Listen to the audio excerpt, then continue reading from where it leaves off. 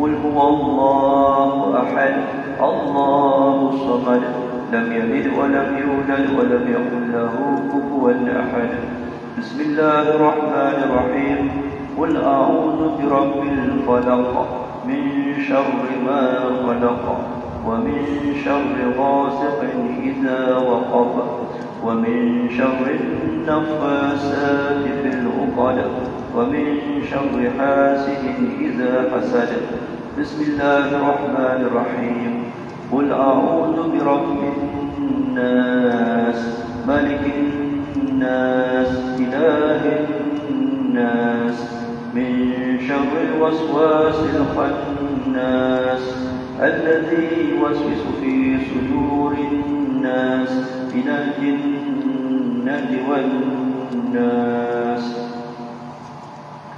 الفاتحة إلى روح سيدنا وحبيبنا وشافعنا رسول الله محمد بن عبد الله وآله وأصحابه وأزواجه وذريته وأهل بيته وإلى روح سيدنا المحجر إلى الله أحمد بن عيسى وأصولهم وفروعهم أن الله يؤتي درجات في الجنة ويكسر من مصوباتهم ويضاعف حسناتهم ويخمسنا بجائهم وينفعنا بهم ويعيد علينا ببركاتهم وأسرارهم وأنوارهم وعلوم ونفعاتهم في الدين والدنيا والآخرة. الفاتحة. الرحمن الرحيم مالك يوم الدين إياك نعبد وإياك نستعين اهدنا الصراط المستقيم صراط الذين أنعمت عليهم غير المغضوب عليهم ولا الضالين آمين.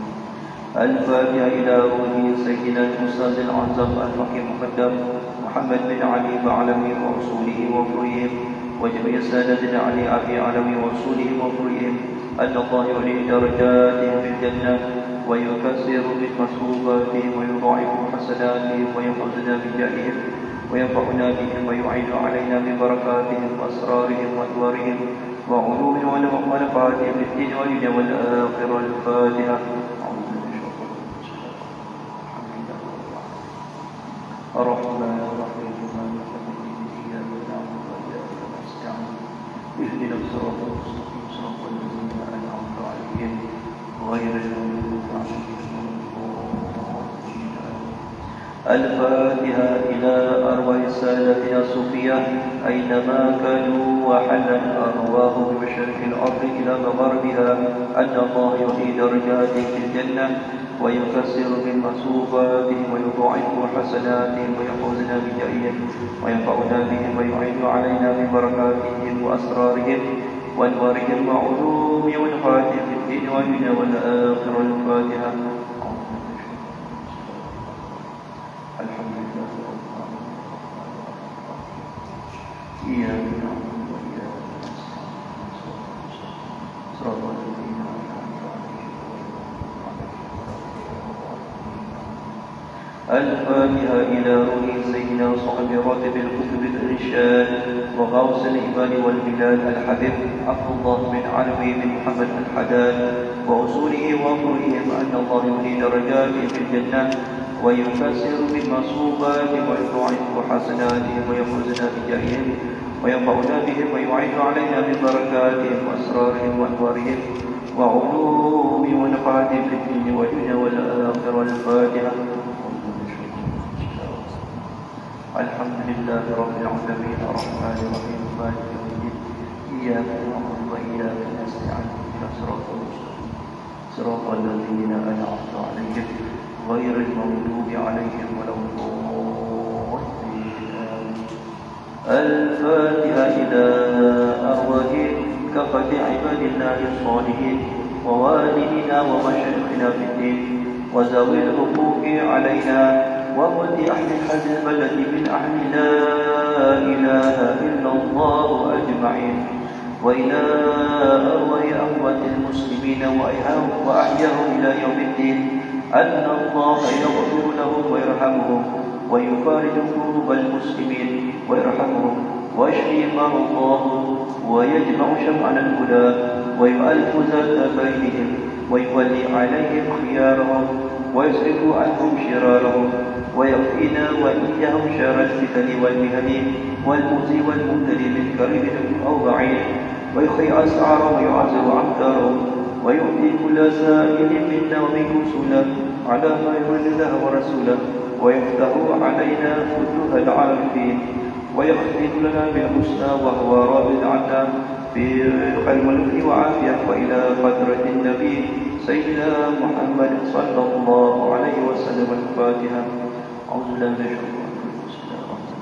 الحمد لله رب العالمين الرحمن الرحيم مالك يوم الدين إياك نعبد وإياك نستعين اهدنا الصراط المستقيم صراط الذين أنعمت عليهم غير المغضوب عليهم ولا الضالين. آمين.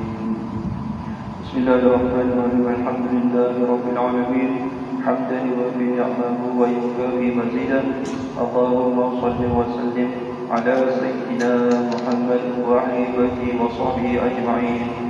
اللهم إنا نسألك بحق الفاتحة المعزبة والسبع المثاني أن تفتح لنا كل الخير وأن تتفضل علينا بكل الخير وأن تجعلنا من أهل الخير وأن تعاملنا يا مولانا معاملتك لأهل الخير وأن تحفظنا في أدياننا وأنفسنا وأولادنا وأصحابنا وأحبابنا من كل مهنة وكس ودر إنك ولي كل خير وانفضل بكل خير ومؤت لكل خير. وصل وسلم على سيدنا محمد وعلى آله وصحبه أجمعين وارزقنا كمال المتابعة له ظاهرا وباطنا يا أرحم الراحمين يا أرحم الراحمين يا أرحم الراحمين. بفضل سبحان ربك رب العزة عما يصفون والسلام على المرسلين والحمد لله رب العالمين.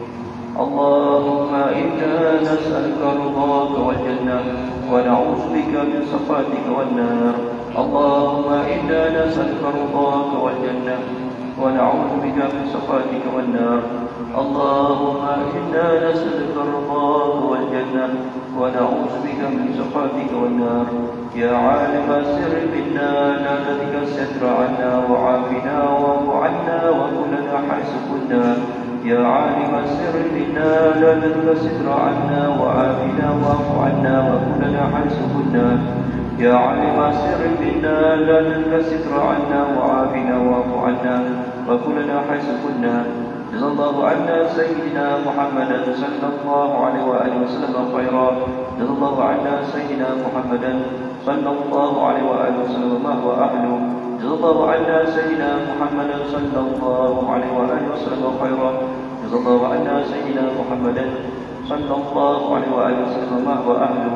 جزا الله عنا سيدنا محمدا صلى الله عليه وآله وسلم خيرا. جزا الله عنا سيدنا محمدا صلى الله عليه وآله وسلم ما هو أهله. جزا الله عنا سيدنا ونبينا محمدا صلى الله عليه وعلى آله وصحبه وسلم أفضل ما جزى جميعا عن أمتي. يا الله بها يا الله بها يا الله بحسن الخاتمة. يا الله بها يا الله بها يا الله بحسن الخاتمة. يا الله بها يا الله بها يا الله بحسن الخاتمة. وإلى قدرة النبي صلى الله عليه وسلم. بسم الله الرحمن الرحيم. الرحمن الرحيم إياك نعبد صراط الذين أنعمت عليهم.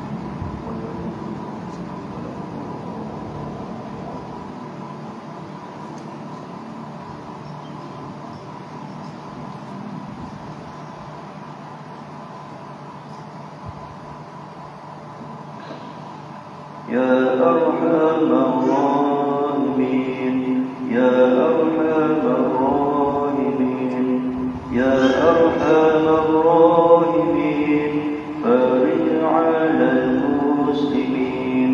يا أرحم الراحمين يا أرحم الراحمين يا أرحم الراحمين فارج على المسلمين. يا أرحم الراحمين يا أرحم الراحمين يا أرحم الراحمين فارج على المسلمين. يا ربنا يا كريم يا ربنا يا رحيم أنت الجواد الحليم وأنت نعم المعين وليس نرجو سواك قدرك إلهي درى قبل المنى والحلام يا أم دنيا ودين يا أرحم الراحمين يا أرحم الراحمين يا أرحم الراحمين فارج على المسلمين وما لنا ربنا سواك يا حسبنا يا ذا العلا والغنى ويا قوي يا متين نسألك وليقيم العدل كي نستقيم على هداك القويم ولا نطيع اللعين يا أرحم الراحمين يا أرحم الراحمين يا أرحم الراحمين فارج على المسلمين يا ربنا يا مجيب أنت السميع القريب ضاق الواسع الرحيم فانظر إلى المؤمنين نظرة تزيل العناء عنا وتدني المنى منا وكل الحنان نطاه في كلهم يا أرحم الراحمين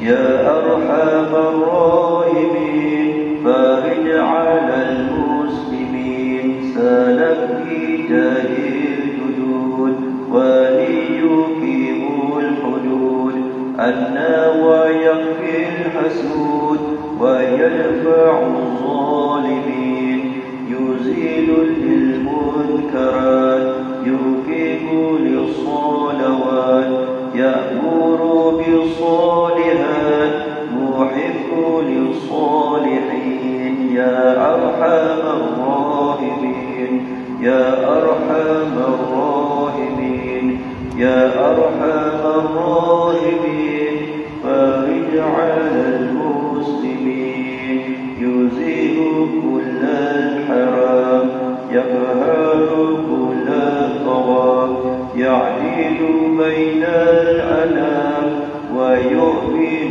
الخائفين رب اسقنا ويسعى نافع مبارك دوام يدوم في كل عام على ممر السنين يا أرحم الراحمين يا أرحم الراحمين يا أرحم الراحمين فارج على المسلمين يا أرحم الراحمين يا أرحم الراحمين يا أرحم الراحمين فارج على المسلمين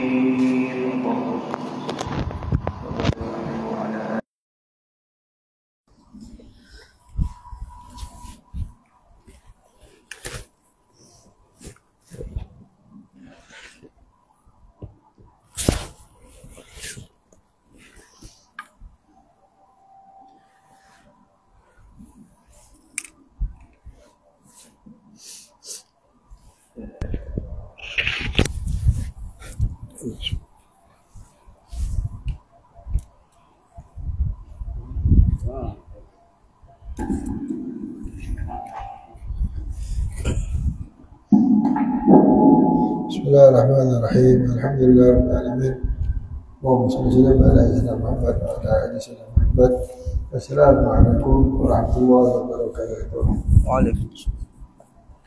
الفاتحة إلى روح سيدنا رسول الله محمد عبد الله صلى الله عليه وسلم على أرواح آبائه وأخوانه من الأنبياء والمرسلين وآل وصحبه أجمعين ثم إلى روح سيدنا محمد بن عيسى سيدنا محمد بن مهدي جميع زائرين البعض من تبنى الصالحين وحسن وصول الإبصار مصاب المال في كتاب الإمام رضا بن الحداد والحبي أحمد بن زيد الحبشي شيخ عبد الله عبد الرحمن بن فضل شيخ سعيد بن محمد بن عشان وصول العلم شيخ المحبوب أن الله يعلي درجاته بالجنة أن الله كافر ما توبة المطاعم وسنة وجعلنا من حزبهم وأنا بما من شرار مبارك عليكم من أحمد الآخرة وإلى أرواح والدينا مشايخنا أمواتنا ومسلمين الله وشكر مغفرة أن الله يفتح علينا وعلى جميع الظلمة العلم الشريف وأهل العارفين ويفكهنا في الدين ويعلمنا التأويل ويهدينا السبيل ويجعلنا من العلماء العاملين ويجعلنا من الناصر الناشر لإشارة المسلمين بخير وعافية أن الله يحفظنا أهلنا أولادنا كل من أما بعد الجنة ويجعلنا بأحسن الآخرة أن الله أخدمنا بالحسن وأراد الأداء وإلى حضرة النبي محمد رسول الله صلى الله عليه وسلم الفاتحة. أعوذ بالله من الشيطان الرجيم بسم الله الرحمن الرحيم الحمد لله رب العالمين الرحمن الرحيم مالك يوم الدين إياك نعبد وإياك نستعين اهدنا صراط المستقيم صراط الذين أنعمت عليهم غير المغضوب عليهم ولا الضالين. بسم الله الرحمن الرحيم الحمد لله رب العالمين والصلاة والسلام على أشرف المرسلين سيدنا محمد وعلى آله وصحبه أجمعين. اللهم صل وسلم على سيدنا محمد عبدك ورسولك النبي الأمي وعلى آله وأهل العلم. اللهم افتح علينا حكمتك وانشر علينا من خزائن رحمتك يا أرحم الراحمين. ربنا زدنا علما وارزقنا فهما وأنت خير الرازقين. اللهم يا من وفق أهل الخير للخير وأعنهم عليه ووفقنا اللهم للخير وأعنا عليه. ربنا آتنا في الدنيا حسنة وفي الآخرة حسنة وقنا عذاب النار. صلى الله على سيدنا محمد وعلى آله وصحبه وسلم والحمد لله رب العالمين. وإلى تعلم التأديب وتذكر التذكير والنفع والانتفاع دعوة إلى الهداية والدعوة إلى الهدى دلالة على الخير والحث على التمسك بكتاب الله وسنة نبيه ابتغاء وجه الله من رضاه لقلب وقلبه من الله تعالى. رب اشرح لي صدري ويسر لي أمري واحلل عقدة من لساني يفقهوا قولي آمين. أما بعد بسم الله.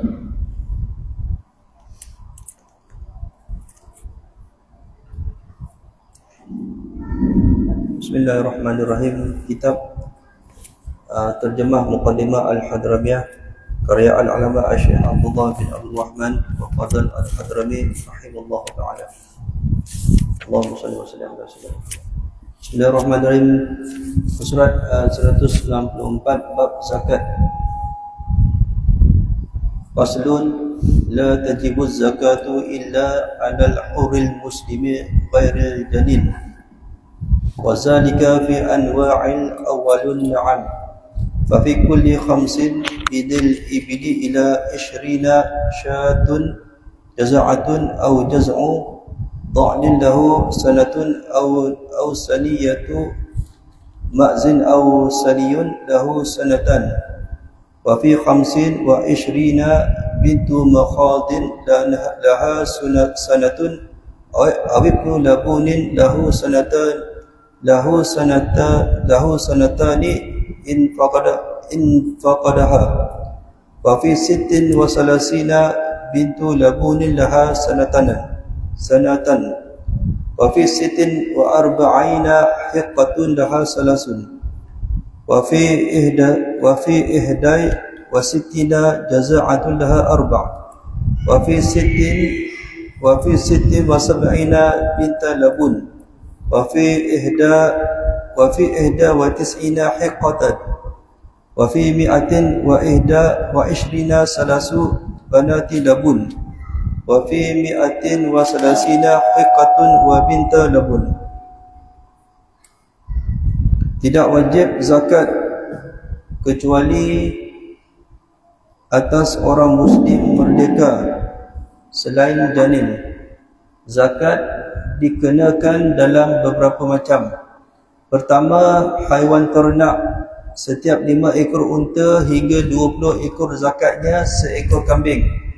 atau seekor domba yang berumur setahun, atau kambing yang berumur 2 tahun, betina atau jantan. Adapun 25 ekor unta, zakatnya seekor anak unta betina yang berumur 1 tahun, atau seekor anak unta jantan yang berumur 2 tahun jika tidak menemukan yang betina. Adapun 36 ekor unta, zakatnya seekor anak unta betina yang berumur 2 tahun. Adapun 46 ekor unta, zakatnya adalah seekor unta betina yang berumur 3 tahun. Adapun 61 ekor unta, zakatnya adalah seekor unta betina yang berumur 4 tahun.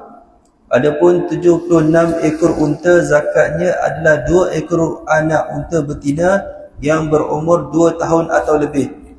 Adapun 91 ekor unta, zakatnya adalah 2 ekor anak unta betina yang berumur 3 tahun.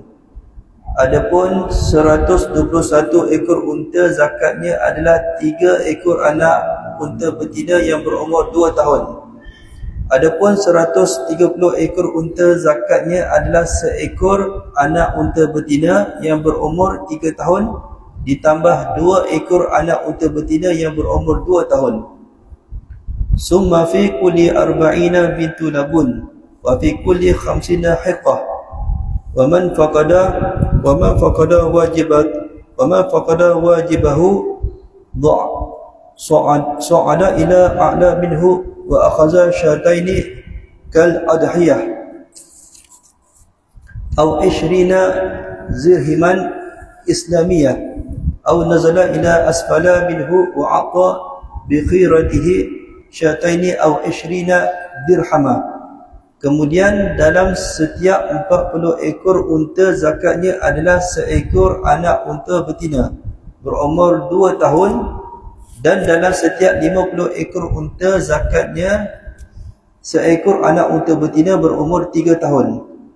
Barang siapa yang tidak menemukan kewajipan zakat yang harus dikeluarkannya, hendaknya ia naik ke tingkat yang lebih tinggi darinya dan mengambil 2 ekor kambing seperti haiwan kurban, atau 20 dirham Islamiah, yakni syariah, atau turun ke tingkat yang lebih rendah darinya dan memberi gantinya berupa 2 ekor kambing atau 20 dirham.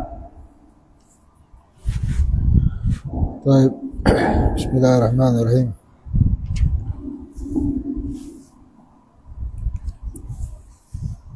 Alhamdulillah.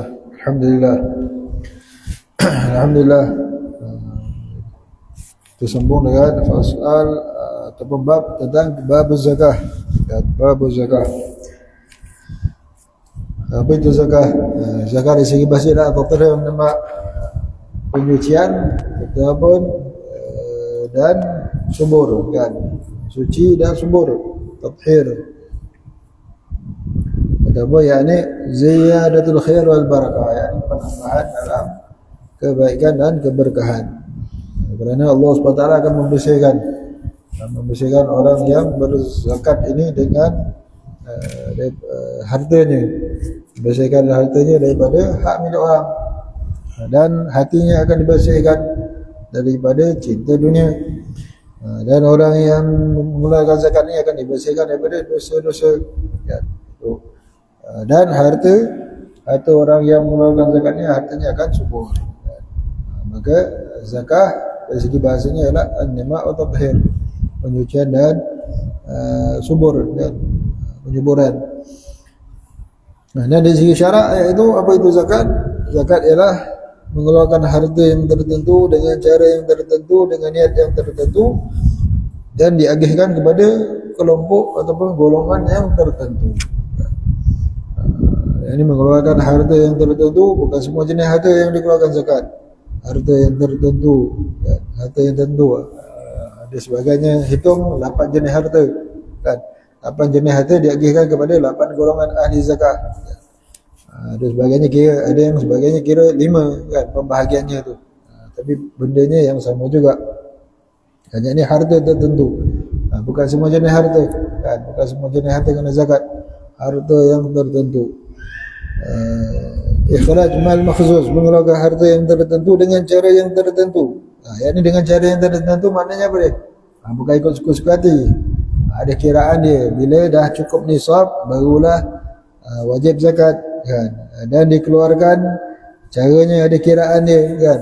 Cukup nisab, cukup tahun haul baru kena zakat. Ada orang dia keluarkan zakat, dah berapa keluarkan, tak kisah, saya keluarkan aja, ikut niat aja kan. Dia keluarkan aja. Dia pakai agak ikut saya lah kan. Kadang saya masuk tabung masjid, kadang saya tu tak jadi macam tu kan. Tak sah kan. Awak wajib keluarkan lagi harta yang lain dengan niat keluarkan zakat itu kan. Dan kepada golongan yang tertentu, yakni kena ahli zakat, orang yang layak terima zakat, bukan pakai masuk tabung masjid, bukan asal jumpa anak yatim aja. Tak mesti kan. Anak yatim boleh jadi dia kaya, terima warisan daripada bapak dia kan. Jadi itu dia keluarkan harta yang tertentu dengan cara yang tertentu, yakni tengok harta tu cukup nisab, cukup haul, baru kena zakat. Biniatin makhsusah, dengan niat yang tertentu. Sebab niat itu menentukan dengan niat. Nampak benda yang sama kan. Nabi SAW ada orang nak bagi zakat, sedekah, Nabi tak terima, bagi kan. Tapi bila sebut hadiah, Nabi terima kan. Nabi SAW ambil. Nampak benda yang sama aja kan. Tapi berbeza ikut niat dia kan. Apa yang dia lafazkan. Ini zakat saya Rasulullah. Zakat Nabi tak boleh terima zakat kan, haram kan, terima zakat. Tapi hadiah halal untuk Nabi SAW dan ahli keluarga baginda untuk terima hadiah. Hadiah boleh, zakat tak boleh kan. Zakat diagihkan kepada orang lain. Jadi yang menentu perbuatan nampak macam sama, tapi niatnya yang menentukan kan, niatnya yang menentukan, yang membezakan. Jadi itu dengan niat yang tertentu. Ada orang niat sedekah, niat hadiah, dia kira niat zakat, tak jadi. Kena mesti niat. Ada yang tak pakai niat pun. Anak-anak dia keluarkan zakat fitrah anak dia tak berniat pun, tak minta izin anak dia dah balik kan. Wajib keluarkan zakat sendiri. Bapak dia pakai keluarkan aja zakat anak dia, anak lelaki dia kan. Maka tak jadi. Dah balik baru dia cakap dengan anak dia, Man, ayah dah keluarkan zakat. Okey ya, misal terima kasih ya. Ada wakil tak sebelum tu? Ada anak dia ada niat tak? Tak boleh. Ni ibadah mesti kena ada niat kan. Niat dah saya bayar baru nak pegang niat tak jadi kan. Dia kena minta izin walaupun sekali untuk tahun-tahun berikutnya. Ayah bila-bila ayah nak bayarkan zakat untuk tahun-tahun akan datang pun boleh kan. Bayarlah ya kan. Boleh misal diizinkan walaupun sekali, memadai untuk tahun-tahun berikutnya misal. Tak apa, tapi ada izinnya kan. Jadi kena pakai niat. Dan yusraf li dha'ifatin mahsusah, dan diagihkan zakat itu kepada kelompok yang tertentu kan, yang disebutkan di dalam Al-Quran, iaitu 8 golongan, 8 asnaf zakat. 8 asnaf zakat yang layak terima zakat, maka barulah sah zakat tersebut. Jadi kalau satu orang dia keluarkan zakat sendiri, dia nampak orang ni macam orang susah, nampak macam orang miskin kan, nampak anak yatim. Ternyata lepas tu ni zakat dia, harta dia sendiri dia keluarkan. Awak ni anak yatim, kesianlah lah dia zakat. Sekali baru dia tahu rupanya anak yatim tu anak orang kaya kan. Anak orang kaya, zakat dia sah tak? Tak sah. Tapi tadi dah bayar, jadi niat sedekah je lah ke awak nak minta balik? Ya, nak minta balik, niat sedekah je lah kan. Rupanya anak orang kaya kan, bapak dia meninggalkan pusaka banyak kan. Jadi sah tak dia punya zakat tadi? Tak sah. Jadi apa yang wajib? Wajib kalau cari keluarkan harta dia yang lain, keluarkan nilai zakat itu kan. Wajib dia keluarkan zakat balik semua. Yang dia bagi anak yatim tadi tak sah kan. Tak sah. Maknanya sah lah untuk anak yatim tu, dia dah niat itu, terima je lah budak tu kan. Dapat lah kan. Tapi untuk lepaskan tanggungjawab dia terhadap zakat harta dia tu, lepas tak lepas kan. Maka dia wajib cari harta dia yang lain, keluarkan harta dia yang lain untuk ganti balik kan. Zakat tadi tak jadi zakat sebab budak tu orang kaya kan. Kalau kena tipu, kalau kena tipu, kalau ternyata rupanya dia kena tipu, kena scammer rupanya kan. Orang datang pakai baju koyak-koyak minta, ternyata rupanya keretanya, kereta handal rupanya kan. Pun sama je lah kan. Itu kalau dia tahu. Itu kalau dia sendiri yang keluarkan zakat, tak lalui amil zakat kan.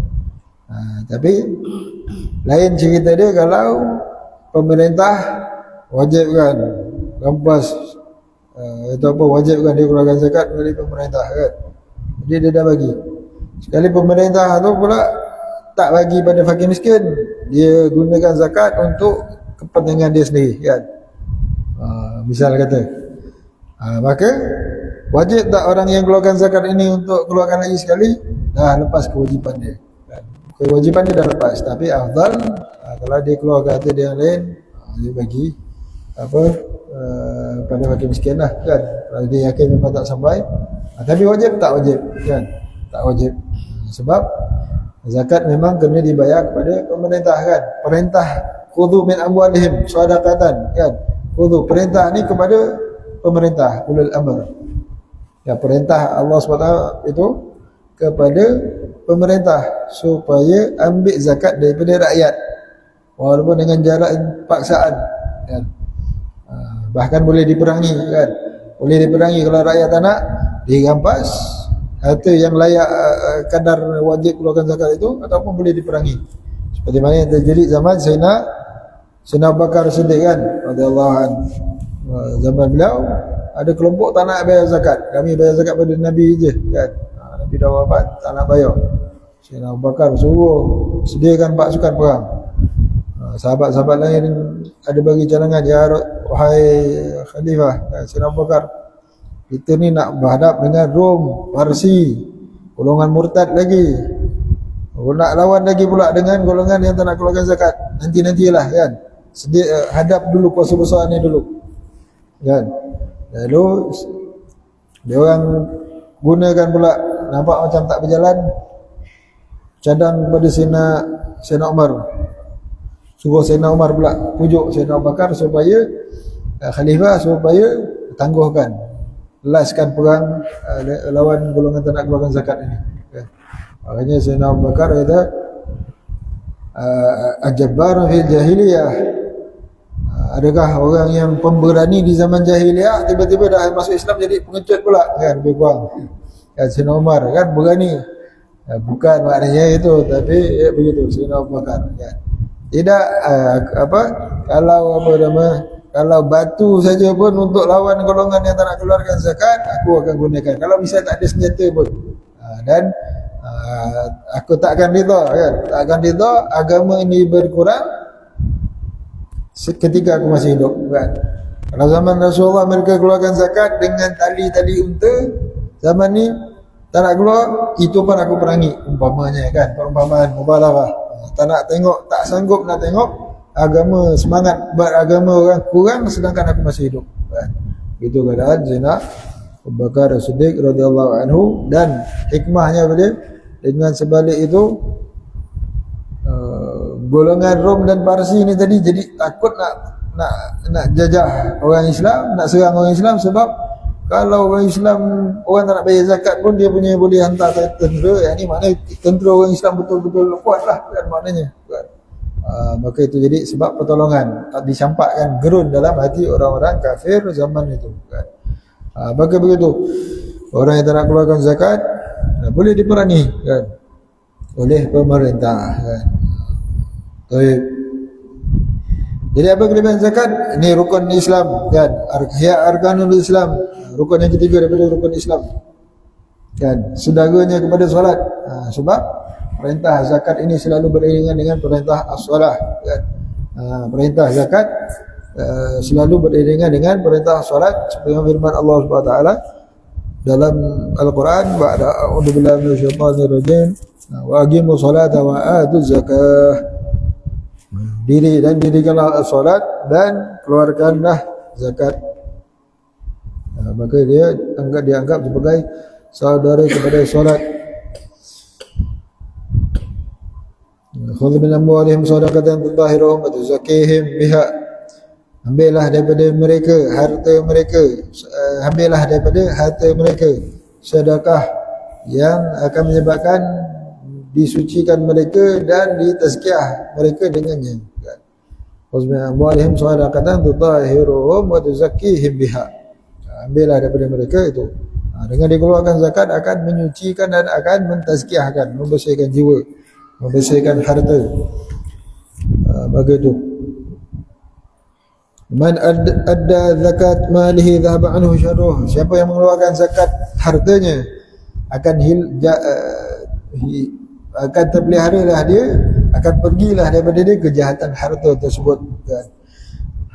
Maka itu sebab kita kena berzakat ataupun bersedekah. Kalau harta tu tak sampai nisab zakat, sedekah tak banyak sedikit hari-hari supaya terselamat daripada kejahatan harta kita, terselamat daripada perasaan cintakan harta kan. Buktikan cinta kita pada Allah Subhanahu Wa Taala dengan bersedekah sedikit walaupun tak banyak kan, bersedekah, ambil bahagian. La ilaha illallah. Hasinu amwalakum bizakah wa da'u amradakum bisadaqah. Peliharalah harta kamu dengan berzakat dan sembuhkan orang yang sakit daripada kalangan kalian dengan bersedekah. Wastaqbalu amwajal bala' bid-du'a wa tadarru'. Dan menghadaplah gelombang-gelombang bala itu dengan berdoa dan merendah diri kepada Allah Subhanahu Wa Taala. Ma haraka malun fi barrin aw bahrin illa bi ma'na zakah. Tidak binasa harta baik di darat maupun lautan melainkan dengan sebab menghalang daripada zakat. Maka ni zakat daripada bahagian daripada rukun Islam. Siapa yang mengingkarkan zakat secara keseluruhan boleh terbatal Islam dia kan, boleh terbatal Islam dia. Tapi kalau dia tak nak bayar zakat wajib tapi tak nak bayar kan. Tapi dia kata zakat, pecahan-pecahan zakat zaman sekarang, zakat saham tak wajib, zakat ini tak wajib kan, pecahan-pecahan zakat zaman sekarang itu tak menyebabkan batal Islam kan. Dia kata semana ada zakat pendapatan misalnya kata kan, apa maka itu tak menyebabkan itu kan. Sebab ini atas khilaf, atas fatwa masa kini kan. Fatwa ulil amr semasa wajib kita taat ulil amr pemerintah kan. Ikut hukum asalnya memang tak ada, tapi pemerintah wajib kan. Dan apa nama, kalau kita tak bayar zakat harta pun, zakat pendapatan, akan ada zakat income tax kan. Baik bayar zakat pendapatan daripada bayar income tax kan, begitu. Dan wajib itu apa? Taat ulil amar.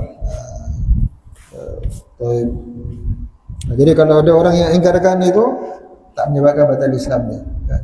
Tapi kalau yang ingkarkan zakat tak wajib, zaman Nabi je wajib, macam itu bahaya, boleh menyebabkan batal Islam dia kan. Secara keseluruhan dia ingkarkan zakat secara keseluruhan, maka boleh batal. Tapi kalau pecahan-pecahan itu atas khilaf mazhab, maka misal mazhab kita wajib zakat tumbuh-tumbuhan tertentu. Sebagai mazhab zakat semua tanam pokok cili pun zakat contoh kan. Misal maka itu tak menyebabkanlah kan. Ini perkara yang ijma' ulama dia ingkarkan, maka barulah boleh menyebabkan batal Islam dia, gugur keislaman dia. Baik. Kemudian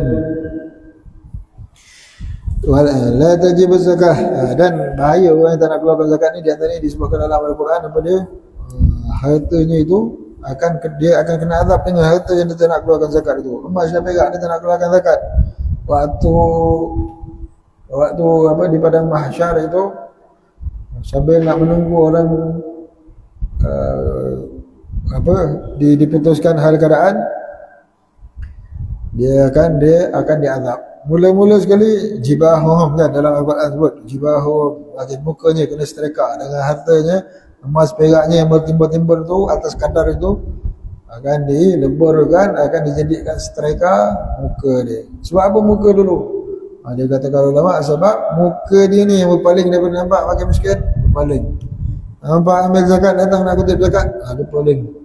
Ataupun fakir miskin lah kan, ada menyampah betul tengok orang fakir miskin ni mesti nak minta duit kan. La ilaha illallah. La ilaha illallah. Jadi kalau berpaling, muka dia ni dulu kena setrika, wal'iyadzubillah. Kemudian barulah belakang dia, limbongan dia kan, lambung kanan kiri dia, belakang dia akan disetrika dengan harta tu. Disetrika berulang-ulang muka, kemudian muka balik semula bahagian depan, dan kiri kanan dia, kemudian belakang dia, berulang-ulang atas kadar harta dia yang dia tak nak keluarkan zakat. Atau haiwan dia, maka haiwan dia akan memijak-mijak dia, akan nendang-nendang dia. Dah itu belum kira kena azab lagi, nanti dia di neraka kan. Ini baru sambil di padang mahsyar tu kan. Waliyadzubillah. Nasallallahu salamah al-afiyah. Baik.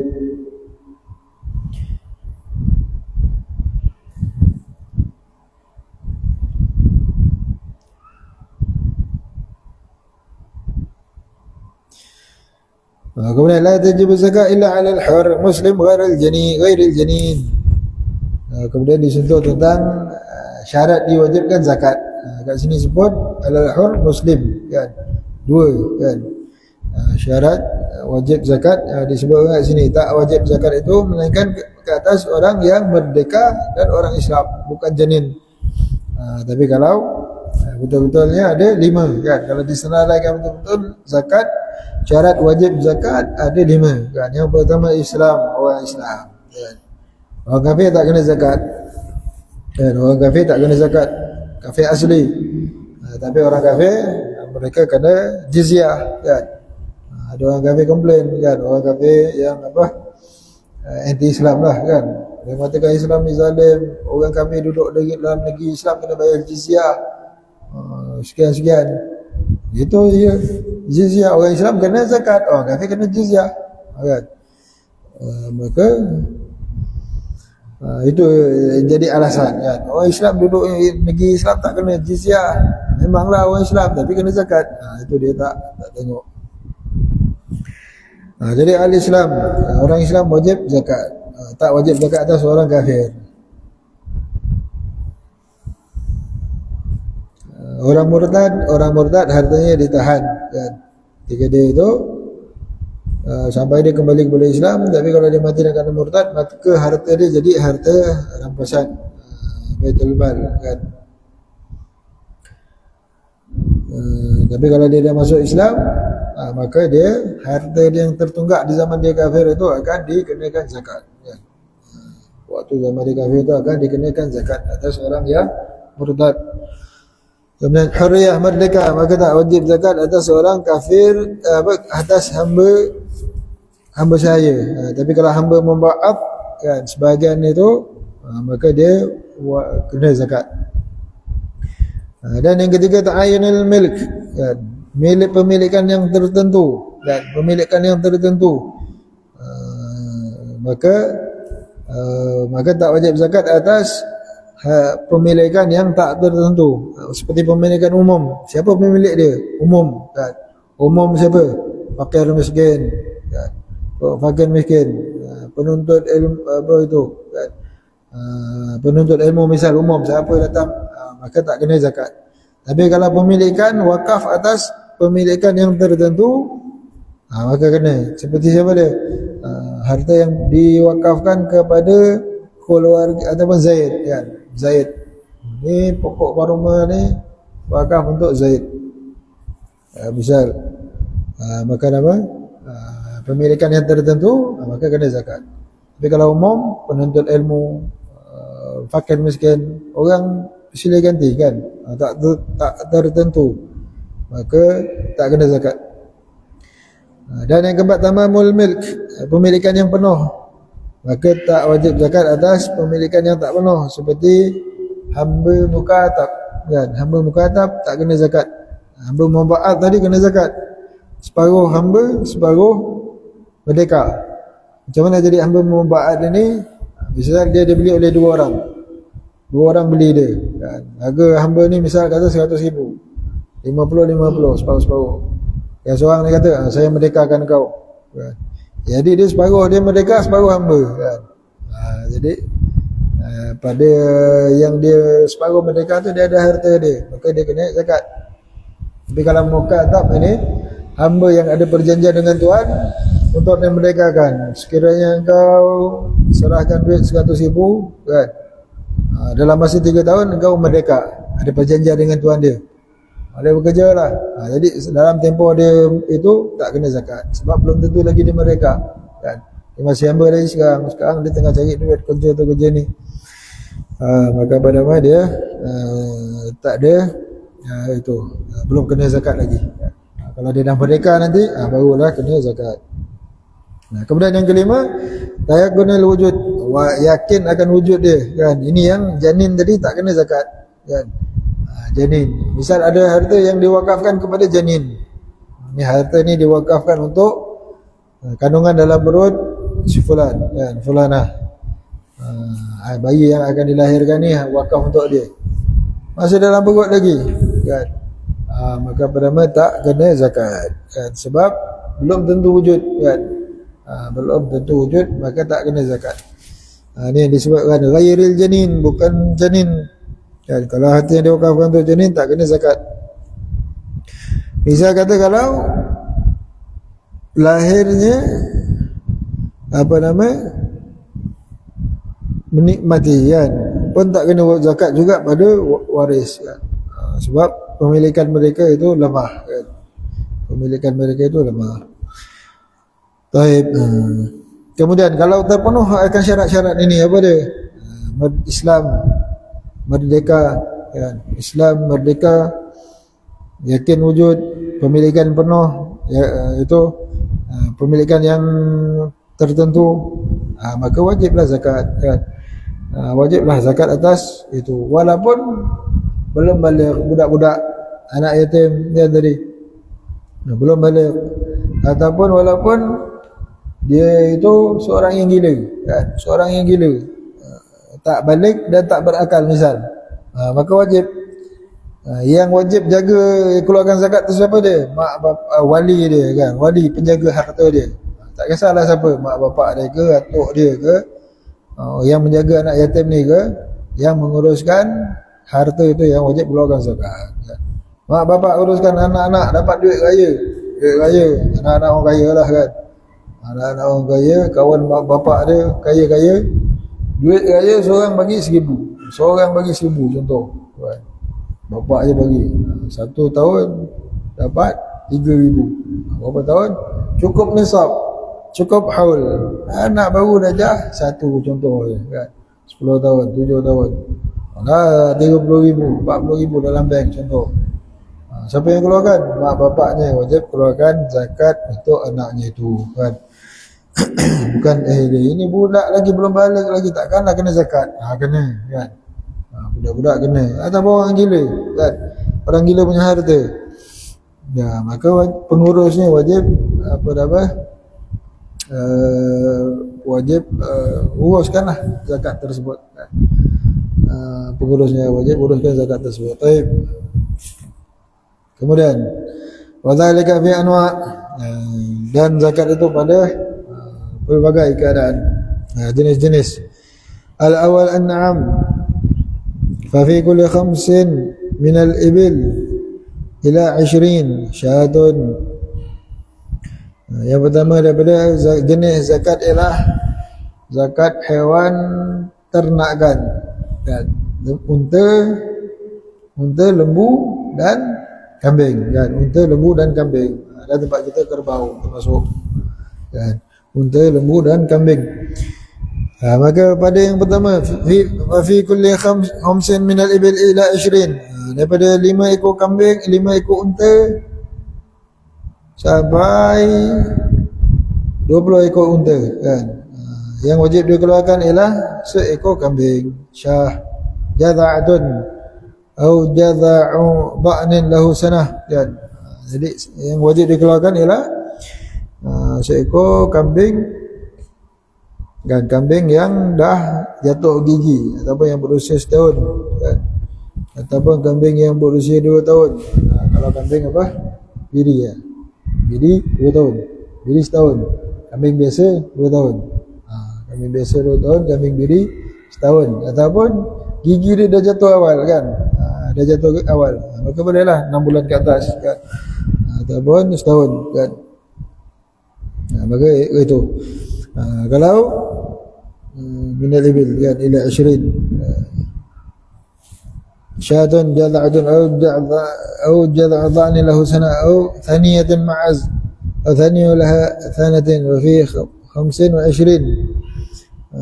yani 5, mula 5 ekor, 1 ekor kambing, 10 ekor 2 ekor kambing, 15 ekor 3 ekor kambing, 20 ekor 4 ekor kambing kan? Kambing itu mesti sihat kan, kambing itu mesti sihat walaupun unta dia semua kurus kan, untanya walaupun sakit-sakit, yang dia nak keluarkan kambing itu mesti sihat kan? Kambing yang sihat, tak boleh cari yang cukup sifat kan, kambing yang cukup sifat, yang sihat. Baik. Kemudian wa fi 25, bila dah sampai dia bela kambing, dia bela unta tapi dia kena keluarkan zakat nilai kambing kan, kambing ataupun yang senilai dengannya kan, kambing lah kan, keluarkan kambing. Dia kena belilah kambing tu. Saya tak ada bela kambing. Ya memang awak tak ada bela kambing, beli kambing tu, keluarkan zakat, serahkan pada ambil zakat kambing kan. Kemudian baru bila 25 ekor unta, barulah yang dia keluarkan ialah anak lembu, anak unta kan, anak unta yang berusia setahun kan, anak unta, anak perempuan, anak unta betina, anak unta betina bintu makhat kan, anak unta betina yang berusia setahun. 36 ekor anak unta betina yang berusia 2 tahun. 46 ekor anak unta betina yang berusia 3 tahun kan. 61 ekor anak unta betina yang berusia 4 tahun. 76 ekor 2 ekor anak unta betina berusia 2 tahun. 91 ekor anak unta betina yang berusia 3 tahun, 2 ekor kan. 121 ekor 3 ekor anak unta betina yang berusia 2 tahun. 130 ekor 3 ekor 1 ekor anak unta betina 3 tahun dan 2 ekor anak unta betina 2 tahun. Yang lebih daripada itu, setiap 40 ekor anak unta betina yang 2 tahun, dan pada setiap 50 anak unta betina yang berusia 3 tahun. Kirakan sendiri. Baik, bismillah.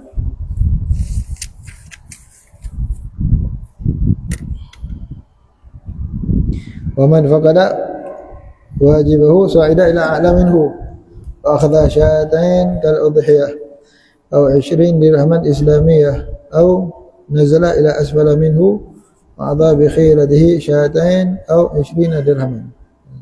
Baca tadi belum? Okey. Dan kalau tak ada yang wajib kan, kalau tak ada yang wajib, maka boleh ganti dengan yang lebih tinggi daripadanya kan, ataupun ambil sebagai pengganti itu syaatain, seperti yang udhiyah kan. Dia tak ada nak keluarkan anak ekor unta betina, tak ada. Misal kambing untanya banyak, bilangan tu cukup, tapi anaknya meninggal sama kan, contoh, ataupun yang cukup sifat itu, yang cukup syarat itu tak ada, maka boleh ganti dengan yang 2 tahun tak ada, ganti yang 3 tahun kan, ganti yang 3 tahun misal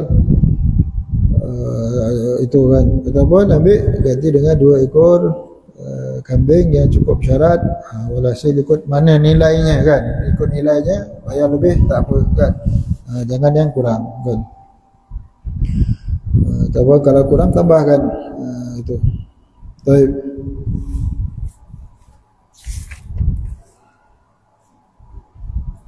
Terus faslun selain zakat safi. Faslun wa fi salasina minal bakari tabi'un lahu sanatun aw tabi'ah wa fi 40 musinnatun laha sanatan wa fi 60 tabi'an summa fi kulli salasina tabi'ah wa fi kulli 40 musinnah. Dalam 30 ekor sapi zakatnya seekor anak sapi jantan atau betina berumur setahun. Dalam 40 ekor sapi zakatnya seekor anak sapi betina yang berumur 2 tahun. Dalam 60 ekor sapi zakatnya 2 ekor anak sapi jantan. Kemudian dalam setiap 30 ekor sapi zakatnya seekor anak sapi jantan, dan dalam setiap 40 sapi zakatnya seekor anak sapi betina. Cuma yang tadi tu, yang lebih tadi, dia ada masalah namanya masalah jabran kan, masalah jabran tadi. Bila dia bayar lebih, dia boleh ambil daripada dia ambil daripada wakil ataupun amil tadi, sekarang dah bayar lebih kan. Dia boleh bayar lebih, ambil anak unta yang lebih tinggi nilai, kemudian dia ambil 2 ekor kambing kan, 2 ekor kambing. Ataupun dia boleh bayar yang kurang, yang tak cukup umur, tapi dia kena tambah dengan 2 ekor kambing kan, gitu. Itu masalah namanya masalah jubran kan, masalah jubran. Sama ada dia naik yang atas ataupun dia turun yang bawah. Kalau dia naik yang atas, dia boleh ambil 2 ekor kambing dan 2 ekor kambing dia itu dia ambil sebab dia dah bayar lebih. Ataupun dia bayar kurang, dia bayar yang tak cukup umur. Ya, misal dia patut ambil bayar yang 3 tahun, dia bayar yang 2 tahun, maka dia kena tambah dengan 2 ekor apa nama, 2 ekor kambing tadi kan, 2 ekor kambing, tambah dengan 2 ekor kambing, wal 20 dirhaman, dan 20 dirham ya. Lebih kurang. Baik, kemudian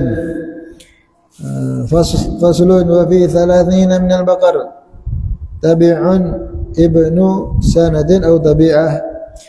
Pada tiap-tiap 30 ekor lembu kan, 30 ekor lembu nisabnya cukup tahun kan, maka dia wajib keluarkan zakat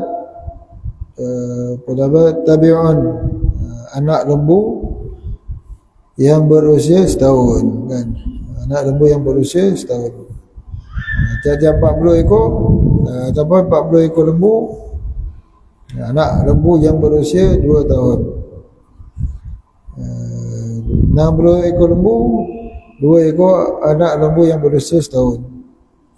Dan lebih daripada itu, ikut tiap-tiap itu, setiap 30 ekor lembu, anak lembu yang berusia setahun, setiap 40 ekor lembu, anak lembu yang berusia 2 tahun. Begitu.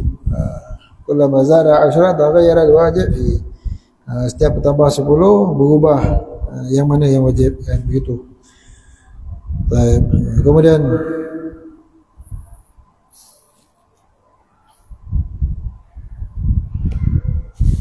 dan kerbau samalah kan. Dan faslun wa fi 40 min al-ghanam. Kemudian zakat kambing kan. Wa fi 40 min al-ghanam syatun. Dan setiap 40 ekor daripada kambing, syatun ila 121 fasyatan. Setiap bermula daripada 40 ekor kambing, yang wajib dikeluarkan ialah seekor kambing kan. Dan sampai 120 ekor kan, 121 ekor kan. Bilangan daripada bermula, kambing yang dibela berapa? 40 ekor. Cukup 1 tahun 40 ekor juga. Ataupun 40, 41, 42 sampai 120 ekor kan. Sampai 120 ekor, maka yang diwajib keluarkan ialah kambing kan. Kambing. Kalau kambing biri 2 setahun, kambing apa itu 2 tahun kan. Begitu. Yang cukup syarat macam tadi. Itu kambing itu yang wajib dikeluarkan. Tapi kalau ada sampai bilangan 121 hingga 200 ekor, syahatan 2 ekor kambing tadi. 201 sampai 399 3 ekor kambing. 400 ekor 4 ekor kambing. Dan setiap yang bertambah daripada itu, setiap 100, 500, 600, setiap 100 1 ekor kambing perlu ditambahkan.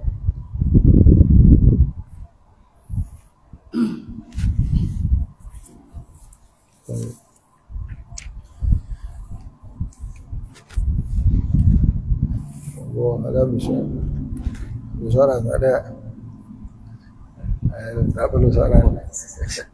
Tak ada gula kambing pun. Ada Abang Azam. Abang Azam masya-Allah dah mahir dah. Kita tak cukup risau. Beli sikit-sikit aja kan. Allah alam bisa. Soalan. Sambung. Sambung lagi ke? Tak. Kitab. Tak. Kitab baru. Sambung ni. Mana kita? ke para salih.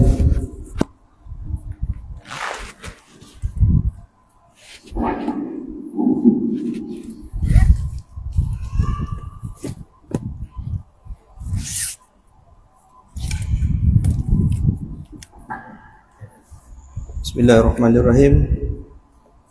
Kitab Riwayat dan Wasiat Para Wali dan Salihin, karya Al-Habib Ahmad bin Zain Al-Habsyi rahimahullah ta'ala. Muka surat 326.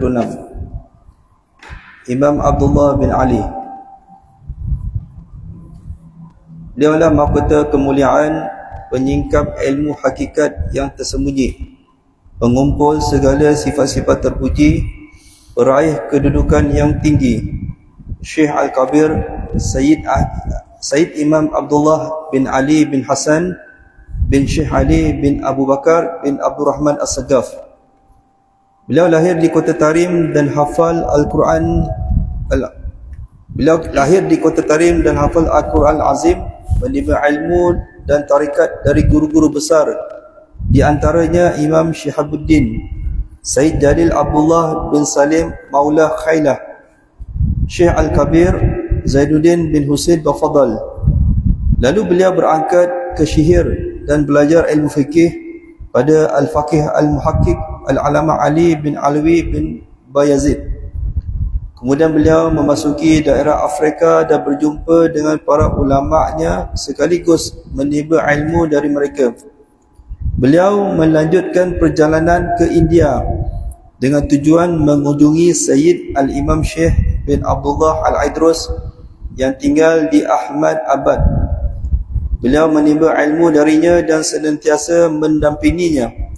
Buku yang beliau pelajari di hadapan Sayyid Syekh ini adalah sebahagian karya tulisnya. Bahkan beliau mendapat pemakaian baju sufi dari Sayyid Syekh, lalu mengisyaratkan agar beliau berangkat menuju Sayyid Al-Imam Akabir Umar bin Abdullah Ba'alawi bin Syekh Abdullah Al-Aidrus yang tinggal di Aden. Beliau dikenal dengan sosok yang luar biasa, sangat mencintai ilmu hingga tidak terhingga buku bacaannya, guru-gurunya dan keutamaannya. Biografi beliau dipaparkan oleh Al-Alamah Al-Muhakkik Salim Basuhai Ash-Shibami dalam sebuah buku yang besar, dan memang ia adalah murid beliau yang senantiasa melaziminya dan mempelajari berbagai bidang ilmu padanya. Akhirnya beliau memakaikan padanya baju sufi dan membaiatnya. Mujahadah beliau dalam beribadah sangatlah besar, hingga nampaklah tanda-tanda kebesarannya yang mengantarkan beliau menjadi pancaran cahaya petunjuk bagi alam semesta.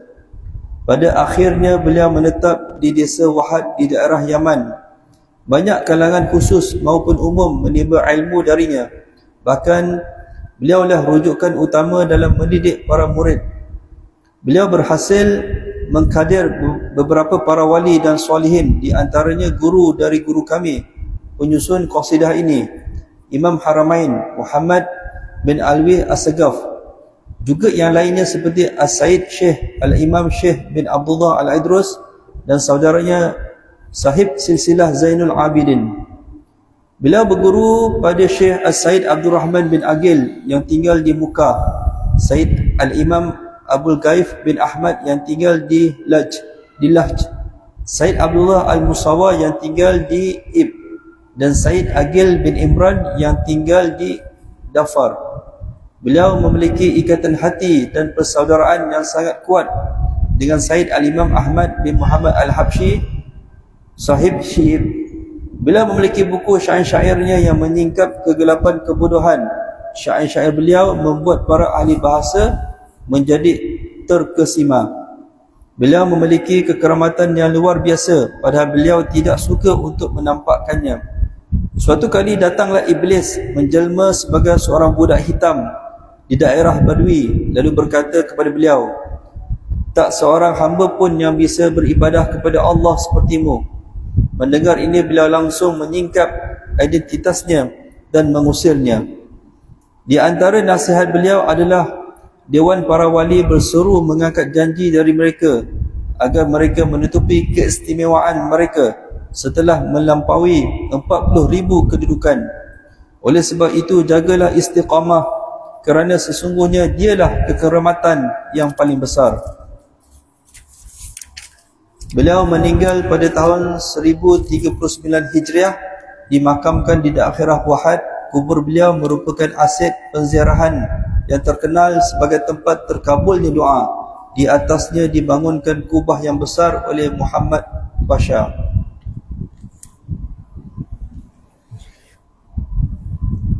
Sama. Imam Abdullah bin Muhammad Maula Syubaikah. Beliaulah sumber ilmu Rabbani, gudang rahasia ilahi, sosok pengemban kesempurnaan, guru tarekat, terjemah hakikat, penghias zamannya As-Said Al-Imam Al-Afif Abdullah bin Muhammad bin Abdurrahman bin Abdullah bin Ahmad bin Ali bin Muhammad bin Ahmad bin Faqih Muqaddam, yang dikenal dengan Maula Syubaikah kedua, Maula Syubaikah kedua, kerana yang pertama adalah Imam Abdullah bin Muhammad bin Ali bin Muhammad bin Ahmad bin Faqih Muqaddam. Beliau lahir di Kota Tarim, menuntut ilmu fikih di sana sehingga mengantarkan beliau menjadi seorang qadi hukum di sana selama beberapa tahun. Selanjutnya beliau berhijrah ke Kota Makkah selama 40 tahun dan wafat di sana tepatnya pada akhir Rabi' Tsani tahun 806 Hijriah. Beliau dimakamkan di Makkah dan termasuk pembesar sufi dan ahli fikih di kalangan Bani Alawi. Adapun Maula Syubaikah yang kedua, tinggal kelahirannya terpaut jauh dari tanggal wafatnya Maula Syubaikah yang pertama, kerana yang kedua ini lahir di permulaan abad 10 Hijriah dan meninggal tahun 1074 Hijriah di tempat yang sama iaitu Makkah. Tetapi beliau menetap hanya selama 14 tahun saja. Beliau wafat tepatnya pada hari Jumaat tanggal 9 Jamadil Awal. Di tahun itu juga meninggal dunia Syekh Al-Imam Al-Alama Ahmad bin Hajar Al-Haytami, penulis kitab Tuhfah dan pensyarah kitab Mukhtasar Syekh Abdullah Bafadal. Tanggal wafatnya Said Abdullah dan Syekh Ibn Hajar ini bila dikumpulkan dalam bentuk huruf Araf akan tertulis tahun guru Mekah. Said Abdullah menghafalkan Al-Quran dan belajar tajwid pada ayahnya. Beliau hafal kitab Al-Jazariyah, Akidah Hujjatul Islam, Arba'in Nawawi, kitab Minhaj sampai bab riba, Al-Rishad karya Ibnu Mukri dan sebahagian syarahnya. Beliau senantiasa mendampingi ayahnya, bahkan ayahnya mencurahkan perhatian khusus padanya. Beliau membaca di hadapan ayahnya kitab Sahihul Bukhari sebanyak 3 kali, belajar ilmu hadis dan buku-buku tasawuf yang banyak, di antaranya kitab Ihya. Ayah beliau adalah Al-Imam Al-Kabir Muhammad Al-Asqa. Beliau berguru pada Maula Syubaikah yang pertama. Beliau belajar padanya saat keduanya berada di Kota Mekah dan juga belajar pada Al-Qadi Ibrahim bin Zakhirah Al-Qurashi Al-Makki, Al-Hafiz Muhammad bin Abdurrahman As-Sakawi Al-Masri dan para ulama Mekah lainnya. Beliau mendapat ijazah seluruh bidang ilmu dari guru-gurunya.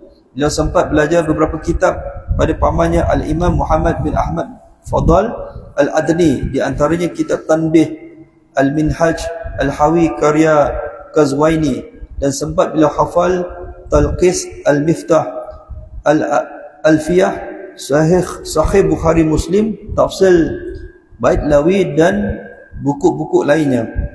Beliau juga belajar buku-buku tersebut beserta Sunan Abu Dawud, Tirmizi, Sihah Al-Jauhari dan Alfiyah Al-Barmawi kepada Imam Abdullah bin Ahmad Bamakarama. Imam Ali bin Abu Bakar Sakran memberikan komentar yang baik tentang beliau. Sistem mengajar Al-Faqih Muqaddam ini membuat yang belajar cepat faham meskipun ia seekor keldai. Andaikan kalau aku tidak khawatir gangguan anjing-anjing menuju tempatnya, pasti aku usahakan untuk belajar padanya. Syekh Ali bin Abu Bakar ini membaiat beliau, memakaikan padanya baju sufi, bahkan memberinya izin untuk memakaikannya pada orang lain dan memberinya ijazah dalam seluruh bidang ilmu. Beliau termasuk orang yang senantiasa melazimi Imam Ali, bahkan mengkhatamkan kitab Ihya di hadapannya sebanyak 4 kali. kitab Minhajul Abidin, Al-Bidayah, Al-Wariful Ma'rifah dan Risalah Al-Qusyariyah. Marilah kita kembali kepada biografi Imam Abdullah bin Muhammad ini. Beliau berguru pada penulis kitab Al-Qala'id dan mendapat ijazah secara umum serta baju sufi darinya. Guru beliau Imam Abdul Rahman bin Ali mengisyaratkan agar beliau merantau untuk menimba ilmu dengan hati yang teguh. Beliau berangkat ke kota Syihir guna menimba ilmu dari Imam Ahmad Mafadal. Lalu dilanjutkan di Aden untuk menimba ilmu dari As-Sayyid Kabir Al-Imam Ahmad bin Abu Bakar Al-Idrus dan Al-Faqih Al-Alamah Abdullah bin Muhammad bin Ahmad Mafadal. Bersamanya beliau berangkat haji dan berziarah ke makam Nabi SAW. Pada ziarah ini beliau mendapat isyarat dari Nabi SAW melalui mimpi agar beliau tinggal di daerah Haramain. Di sana beliau berguru. Ambil kena tutup dulu. Di sana beliau berguru pada Syekh Al-Kabir Muhammad bin Iraq hingga mendapatkan baiat dan baju sufi darinya. Selain itu beliau juga berguru pada Syekhul Islam Abdul Hasan Al-Bakri. Selama tinggal di sana untuk biaya hidup, beliau mengumpulkan kayu-kayu lalu menjualnya. Beliau juga berguru pada Syekh Ali Al-Mutaqi Al-Hindi dan mendapat ijazah darinya untuk seluruh riwayat dan buku-bukunya dalam tulisan tangannya sendiri. Juga berguru pada Imam Abdullah Bakasir, Imam Nashilih dan Syekh Muhammad bin Abdul Rahman Al-Amudi. Beliau mendapat keberkahan khusus dari sang guru dan ia berpesan agar baju-bajunya diberikan pada beliau dan kelak sepeninggalnya agar beliau mengkhatamkan Al-Quran sebanyak 3 kali dihadiahkan untuknya. Ketika Imam Ahmad bin Abdul Rahman Al-Bid berangkat haji bertemu dengan beliau dan akhirnya beliau berinisiatif untuk kembali ke kota Tarim bersamanya. Beliau meminta pendapat gurunya Syekh Muhammad bin Iraq. Sang guru mengisyaratkan agar beliau pertama kali singgah ke kota Zabid, menikah di sana, kemudian dilanjutkan ke Hadramaut. Sewaktu tiba di Zabid, beliau menimba ilmu dari para ulama yang lalu kembali ke kota Tarim dengan membawa bekal ilmu yang banyak. Di sana beliau melazimi Imam Al-Qadi Ahmad Sharif dan saudaranya Al-Muhaddis Sufi Muhammad bin Ali penulis kitab Al-Qurar. Beliau mendapat ijazah darinya. Aku sempat melihat ijazah itu tertulis dengan tulisan tangan Imam Muhammad bin Ali secara umum, seluruh riwayatnya. Beliau mendapat pujian yang layak dari Imam Muhammad bin Ali. Selanjutnya beliau berguru pada Syekh Ma'ruf Bajamal selama beberapa tahun.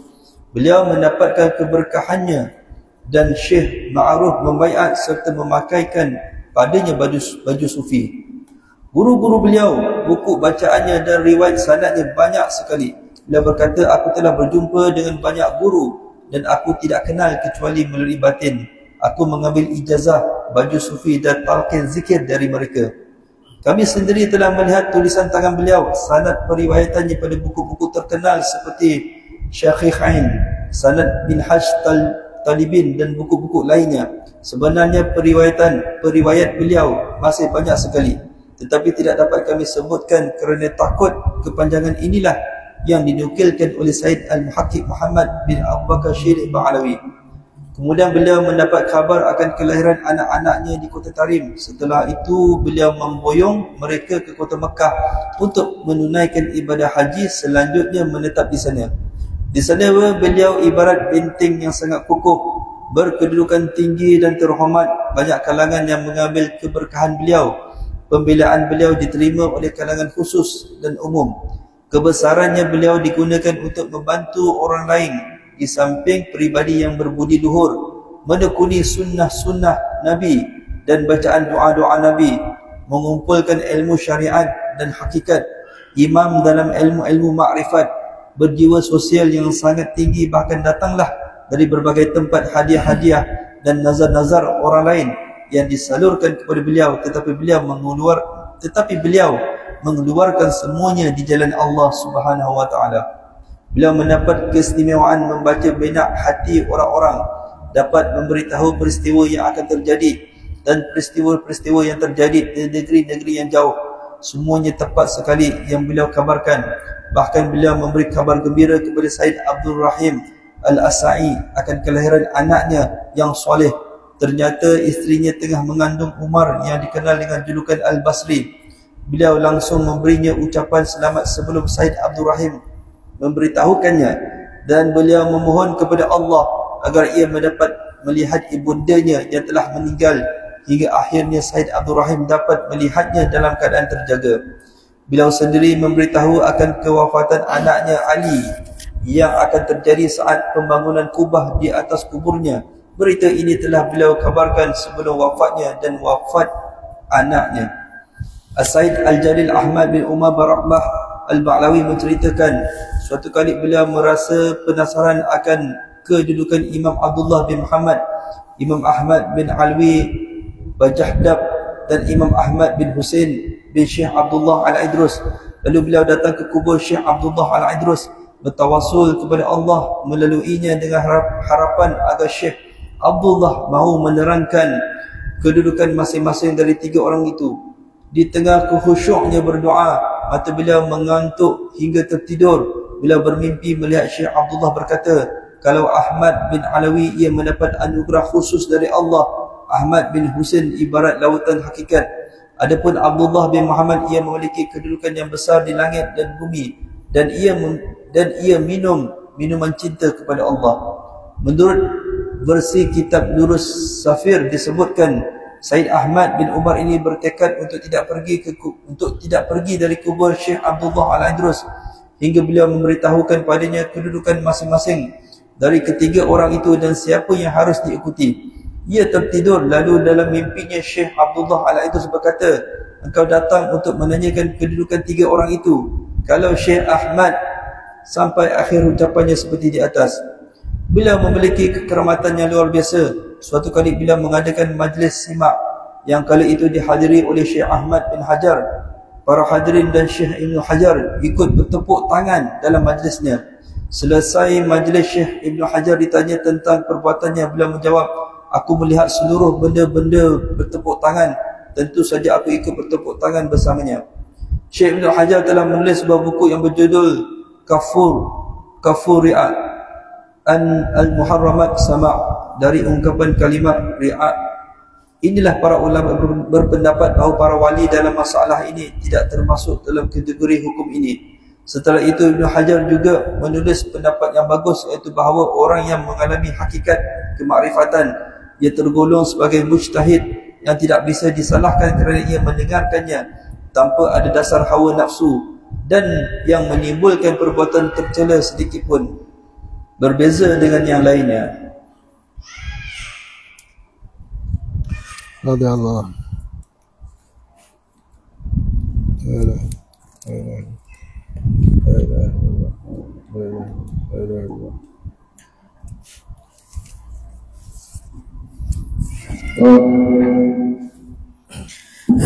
الحمد لله لا اله الا الله الحمد لله رضي الله عننا علينا فتح Iqbal salah syahdah dan al-akhirah. Dan Allah SWT kemudian kita bercerita kepada para ulama salih, khususnya nama-nama yang telah disebutkan tadi sekaliannya.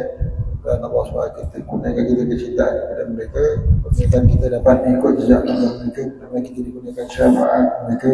Amin. Ala adanya kuna salah akhirah ma'ana bi'asaf salih wa ila حضرة النبي محمد رسول الله صلى الله عليه وسلم. فاتحة. أعوذ بالله من الشيطان الرجيم. بسم الله الرحمن الرحيم. الحمد لله رب العالمين الرحمن الرحيم مالك يوم الدين.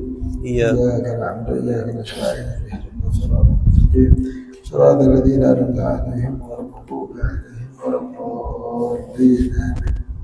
بسم الله الرحمن الرحيم. الحمد لله رب العالمين. اللهم صل على سيدنا محمد بعد ما صلى عليه وصل على سيدنا محمد بعد ما صلى عليه وصل على سيدنا محمد كما تحب ان يصلى عليه وصل على سيدنا محمد كما امرت ان يصلى عليه. يا الله بالمصطفى يا الله رضا واغفر لنا يا سيدي ما قد مضى. يا الله رضا بالمصطفى يا الله رضا واغفر لنا يا سيدي ما قد مضى يا الله رضا بالمصطفى يا الله رضا واغفر لنا يا سيدي ما قد مضى ربنا انفعنا بما علمتنا رب علمنا الذي ينفعنا رب وفقنا وفقه أهلنا وقربا ديننا في ديننا فعل كل أنثى ذكر ربي وفقنا ووفقهم لما ترغب به قولا وفعلا كرما وارزق الكل حلالا دائما وأقل أقياء علما نزى بالخير ودفى كل شر ربنا أصل لنا كل شؤون وأقر برضا منك العيون ودع عنا ربنا كل الديون قبل أن تأتينا رسل المنون واغفر استر أنت أكرم من ستر وصلاة الله تغشى المصطفى من إلى الحق دعانا والوفاء لكتاب فيه للناس شفاء وعلى الآل كرام شرفاء وعلى صحب مصاهي القرار اللهم اهدنا بهدى واجعلنا ممن يسارع في رضاك ولا تولنا وليا سواك ولا تجعلنا ممن خالف أمرك وعصاك وحسبنا الله ونعم الوكيل ولا حول ولا قوة إلا بالله العلي العظيم يا ربنا اقترفنا بأننا اقترفنا وأننا أشرفنا على لظى أشرفنا فتوب علينا توبة تغسل كل حوبة واستر لنا العورات وآمن الروعات واغفر لوالدينا ربي ومولودينا والآل والإخوان وساخر حلان وكل ذي محبة